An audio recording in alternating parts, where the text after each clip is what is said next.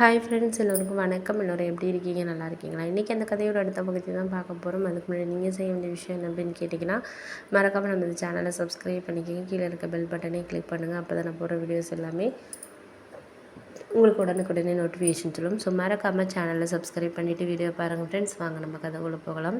அதுக்கப்புறம் நான் சில விஷயங்களை நான் யோசிக்க காரணம் சில நேரங்களில் நம்ம என்ன தான் ஒரு பாசிட்டிவான ஒரு நம்பிக்கையை கொடுத்தாலுமே அவங்க எடுக்கிற முடிவு தான் அப்படிங்கிற மாதிரி தான் இருக்கும். நம்ம லைஃப் பார்ட்னராக இருந்தாலும் சரி, நம்ம கூட இருக்கிறவங்க யாராக இருந்தாலும், ஃப்ரெண்ட்ஸ் யாராக இருந்தாலும், நம்ம என்ன தான் ஒரு நம்பிக்கையை கொடுத்து அவங்களுக்கு இதை இப்படி செய்யுங்க, அதை அப்படி செய்யுங்கன்னு சொன்னாலும் அது அவங்க எப்படி முடிவு எடுக்கிறாங்கங்கிறத பொறுத்து தான் இருக்குது.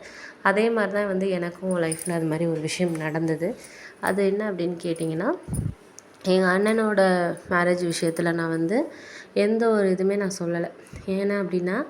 ஏன்னா அது அவனோட மேரேஜ். அம்மா அப்பா என்ன யோசித்தாங்கன்னா, சொந்தக்காரத்துலேயே யாராச்சும் ஒரு பொண்ணை பார்த்து அண்ணனுக்கு பண்ணணும், முக்கியமாக எங்கள் அத்தை பொண்ணு யாரையாச்சும் பண்ணணும் அப்படிங்கிற மாதிரி ஒரு ஐடியாவில் தான் அவங்க அவங்க இருந்தாங்க. ஆனால் அண்ணனுக்கு என்ன அப்படின்னா, அவன் ஸ்கூல் படிக்கிறதுலேருந்து ஒரு பொண்ணை விரும்பிகிட்டு இருந்தான். ஒன் சைடாக தான் லவ் பண்ணிகிட்டு இருந்தான். அதுக்கப்புறம் ஒரு காலேஜ் போகிறப்ப 2 பேரும் ஒரே காலேஜு. அதுக்கப்புறமும் சரி ஓகே அப்படின்னு சொல்லிட்டு செகண்ட் இயர்லேருந்து இப்போ வரைக்குமே 5 இயர்ஸாகவே லவ் பண்ணிகிட்டு இருக்காங்க. ஒரே கம்பெனிலேயும் வேலை பார்த்துட்ருக்காங்க. ஆனால் வேறு வேறு பிரான்ச்சு, ஒரே இது தான். அப்படி இருக்கிறப்போ 2 பேருக்கும் ஒரு நல்ல அண்டர்ஸ்டாண்டிங். அந்த பொண்ணோட ஃபேமிலியும் நல்ல ஃபேமிலி அப்படின்ட்டு தான் சொல்லணும். ரொம்ப ஒரு சூப்பரான ஒரு ஃபேமிலி. அவங்களோட தம்பி எல்லாமே எனக்கு ஒரு ஃப்ரெண்டு, நல்ல ஃப்ரெண்டு அப்படின்னு தான் சொல்லணும். அந்த மாதிரி ஒரு ஃபேமிலி நமக்கு கிடைக்கிறதுக்கு அவ்வளோ கொடுத்து வச்சுருக்கணும். அவ்வளோ ஒரு ஃப்ரெண்ட்லியான ஃபேமிலி. ஆனால் எங்கள் அம்மா அப்பா என்னென்னா, அவங்க சொல்கிற முடிவுக்கு தான் நான் அண்ணன் கட்டுப்படணும் அப்படிங்கிற மாதிரியான ஒரு இதில் முடிவில் தான் அவங்க இருக்கிறாங்க. அவங்க முடிவை அவங்க மாற்றிக்கிற மாதிரியே இல்லை. அண்ணனும் அதே மாதிரி அவர் முடிவை அவர் மாற்றிக்கிற மாதிரியே இல்லை அப்படி தான் சொல்லணும். அந்த மாதிரி ஒரு சூழ்நிலையில் இருந்தப்போ யாருமே அவங்கவுங்க முடிவில் தான் இருந்தாங்களே தவிர, அண்ணன் என்ன சொல்லிட்டாங்கன்னா, எனக்கு இதுக்கு மேலே அம்மா அப்பாவை நான் கன்வின்ஸ் பண்ணுறது தயாராக இல்லை. நான் அரேஞ்ச் மேரேஜ் பண்ணுறத விட நான் ரிஜிஸ்டர் மேரேஜ் பண்ணிக்கிறேன், அழைச்சிட்டு போய் நான் பண்ணிக்கிறேன் அப்படிங்கிற மாதிரி அண்ணன் சொல்ல ஆரம்பிச்சிட்டாரு.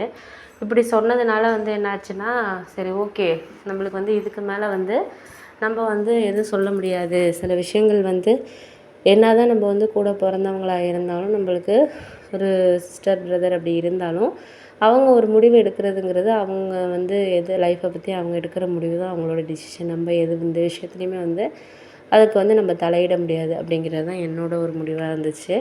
அதனால நான் அதை தான் யோசித்தேன். சரி ஓகே, நம்ம இதுக்கு மேலே இந்த விஷயத்தில் அண்ணனுக்கும் சப்போர்ட்டிவாக பேச வேண்டாம், வீட்டுக்கும் சப்போர்ட்டிவாக பேச வேண்டாம் அப்படின்னு சொல்லிவிட்டு, நான் அதுக்கப்புறம் சரி ஓகேண்ணே, உன் முடிவு, நான் அதில் எதுலேயுமே நான் எதுவுமே சொல்ல விரும்பலை, உன் லைஃப்பை நீ தான் பார்த்துக்கணும் அப்படிங்கிற மாதிரி, எதுக்காவது கூப்பிட்டேன்னா நான் வரேன் அப்படிங்கிற மாதிரி சொல்லிட்டேன். ஏன்னா நீ பண்ணிக்காத அப்படின்லாம் நான் சொல்ல மாட்டேனே, உன் லைஃபு நீ பார்த்துக்கோ. ஏன்னா அம்மா அப்பாவையே நீ 1 இயராக சமாதானப்படுத்துறதுக்கு எவ்வளோ பார்த்தேன். ஆனால் அவங்களும் கேட்குற மாதிரி இல்லை, உன் பக்கம் உள்ள நியாயத்தையும் அவங்க புரிஞ்சுக்கிற மாதிரி இல்லை. அப்போ நீயும் அவங்க பக்கம் உள்ள நியாயத்தையெல்லாம் நீ புரிய வைக்கணும் அப்படிங்கிறது அவசியம் கிடையாது, பார்த்துக்கலாம் விடு. இதுக்கப்புறம் எதுவும் நம்ம பேசிக்க வேணாண்ணா, நீ ஒன்றும் கவலைப்படாத, பார்த்துக்குவோம் எதாக இருந்தாலும் அப்படிங்கிற மாதிரி நான் சொல்லிட்டேன்னுட்டு. அதுக்கப்புறம் அப்பா கொஞ்சம் மனசு மாறினார். ஏன்னா அம்மா அவங்க முடிவில் எதாக இருந்தாங்கன்னா, எவ்வளோ நாள் தான் அவரும் நியாயமாக இருக்கணும் அப்படிங்கிறது. ஏன்னா பையன் நல்லபடியாக படிச்சுட்டு வேலை பார்க்குறான். இப்போ ஒரு மேரேஜ் பண்ணிக்கணுன்னாலும் நமக்கு பர்மிஷன் கேட்குறான். ஏன்னா அப்பாவோட ஃப்ரெண்டுலாம் பையனுங்கள்லாம் நிறைய பேர் அவங்க வீட்டுக்கே தெரியாமலாம் மேரேஜ் பண்ணிவிட்டு ஒர்க்கும் ஒழுங்காக இல்லாமல் அந்த மாதிரி தான் நிறைய பேர் இருந்தாங்க. அப்படி இருக்கிறப்போ இந்த அளவுக்கு அண்ணன் இந்த அளவுக்கு இருக்கிறானே அப்படின்னு சொல்லிட்டு அப்பாவுக்கும் ஒரு நல்ல எண்ணம் தான் அண்ணன் மேலே. ஆனால் அம்மாவுக்காக அவர் ஏன்னா அம்மா கிட்ட பேசினா எல்லார் வீடுகளும் இருக்கிற மாதிரி தான், அவங்க முடிவு கரெக்டாக இல்லைனாலும் நம்ம ஒரு சப்போர்ட் பண்ணியே ஆகணும் அப்படிங்கிற மாதிரி ஒரு கட்டாயத்தில் தான் இருப்போம். அது எல்லார் வீடுகள்லேயும் இருக்கக்கூடிய ஒன்று தான். அதே மாதிரி தான் எங்கள் வீட்லேயும் அம்மா அப்பா என்ன சொன்னாலும் அவங்க சில விஷயங்களை நம்மளால் சொல்ல முடியாத மாதிரி தான் இருக்கும். அதே மாதிரி தான் இருந்துச்சு.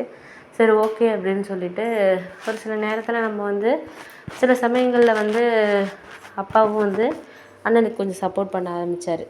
பார்த்துக்கலாம், கொஞ்சம் பொறுமையாக இரு, ஒரு 3-4 மந்த்து போகட்டும், அதுக்குள்ளே நான் கன்வின்ஸ் பண்ணுறேன் அம்மாவை அப்படின்னு சொல்லிட்டு பேச ஆரம்பித்தார்.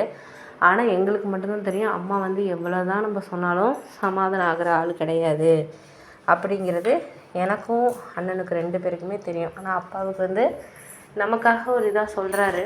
ஆனால் வந்து எங்கள் தாத்தா வந்து சொன்னால் கண்டிப்பாக அப்பாவோட அப்பா வந்து சொன்னால் ஓரளவு கேட்பாங்க அப்படிங்கிற ஒரு நம்பிக்கை இருந்துச்சு. சரி ஓகே அப்படின்னு சொல்லிட்டு